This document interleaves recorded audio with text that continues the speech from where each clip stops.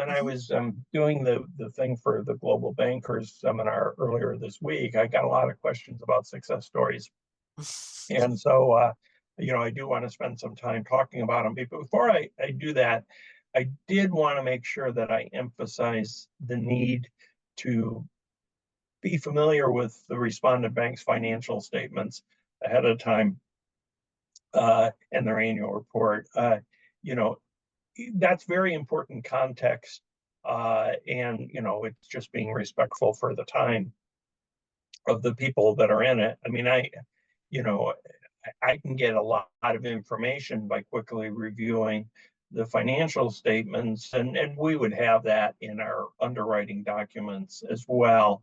But you know, basic things like asset size and how the bank's organized and things like that, to me is a necessary predicate before you even walk into the door on those meetings.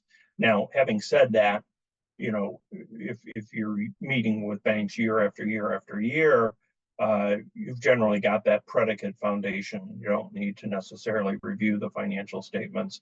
I'm not looking at reviewing financial statements the way you would for a credit decision. I'm not running ratios or anything like that. I'm just trying to get enough metrics so that I understand their customer base and have some baselines for materiality. What should I consider material for them?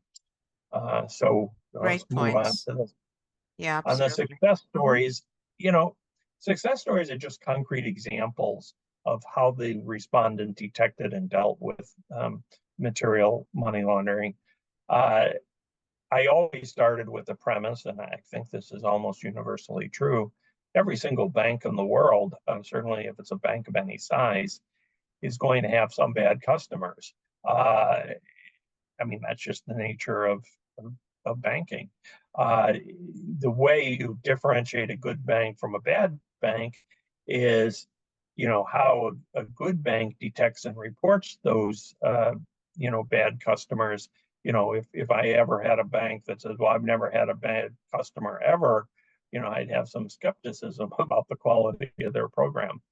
And then, the other thing is having some subtopics that you're dealing with on the success stories.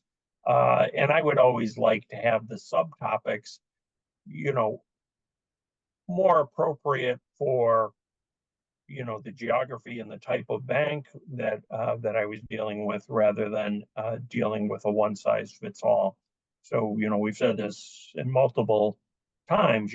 I would have a very different conversation with a bank in Mexico than I would with a bank in Dubai, than I would with a bank in China or Bangladesh. Uh, and they should be different because they have very, very different customer bases, different issues, different typologies, or whatever. So, it would be perfectly appropriate that those conversations are going on. What doesn't change is the fact that it's who do you bank, who don't you bank, and how do you tell the difference, and the success stories. Those are the common themes. Right. Absolutely.